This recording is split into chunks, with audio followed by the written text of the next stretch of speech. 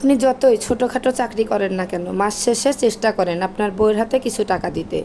মেয়ে মানুষ না খুব সহজে টাকা খরচ করে না। ওই টাকাটা দেখবেন আপনার বউ খুব যত্ন করে রেখে দেবে। আর যখন আপনার বিপদ আসবে, ছোটোখাটো হোক কিংবা বড়, দেখবেন ওই টাকাগুলো আপনার হাতেই আপনার বউ তুলে দিচ্ছে।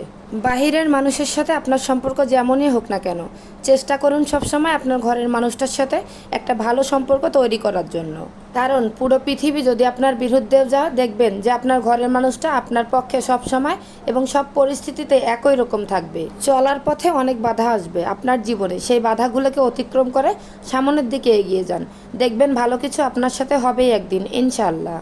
নিজেকে আয়নার মতো করে তৈরি করুন। আপনাকে যে যেমন দেখাচ্ছে তাকে ঠিক তেমনটাই দেখান। দিন শেষে আপনি একজন মানুষ। আপনি সবার কাছে সমান হবেন এরকমটা কখনোই হবে না। আপনাকে সবাই ভালোবাসবে এমনটাও হবে না। তাই আপনাকে যে মানুষগুলো ভালোবাসে, যে মানুষগুলো সম্মান করে, সেই মানুষগুলোর প্রতি আপনিও ভালোবাসা এবং সম্মান সব সময়ের জন্য দেখাবেন।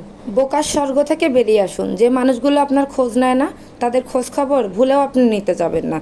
কারণ তারা আপনাকে ভালোবাসে না জন্যই আপনার খোঁজ খবর নেওয়া বন্ধ করে দিছে। আর আপনি যদি যেসে তাদের খোঁজ খবর নিতে যান, তাহলে দেখবেন যে অপমানিত ছাড়া আর কিছুই পাবেন না সেখান থেকে।